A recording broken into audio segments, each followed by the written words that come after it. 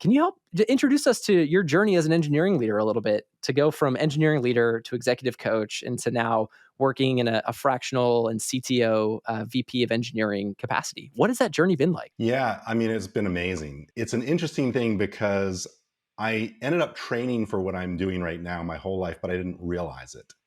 Because what happened was I ended up bringing two worlds together. So I was, classically trained in computer science. I was a software engineer. I, grew up in software engineering companies, going through engineering management, working my way up until I ended up running engineering for a lot of different companies, actually.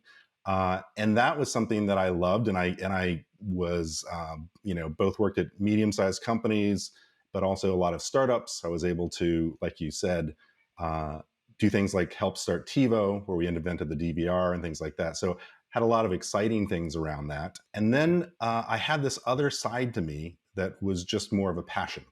Like since I was a little boy, I've been really interested in the brain and neuroscience.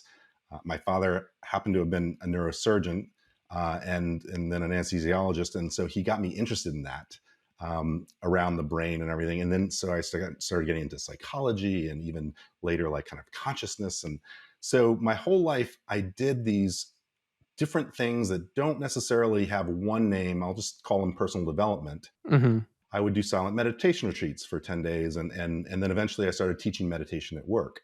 Or I would learn about working with our different psychological selves, like different methodologies for doing that.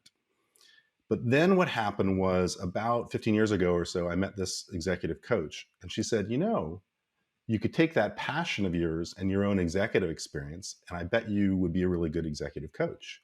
And the light bulb kind of went off, and it's like, wow, that kind of makes sense.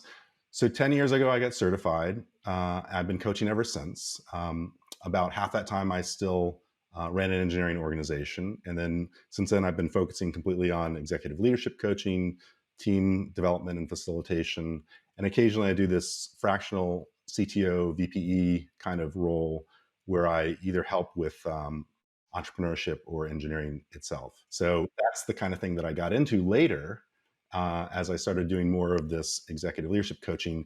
And then that became more of a part time thing. I'm really curious about the dynamic around the fractional CTO and executive coaching relationship. Just to understand the mentoring and the coaching relationship and what that might look like for, say, a team who's looking for that type of support. Can you share a little bit more about what that relationship is like? Because I think that's really interesting. For that one in particular, for instance, I got brought in to coach a bunch of the engineering leaders.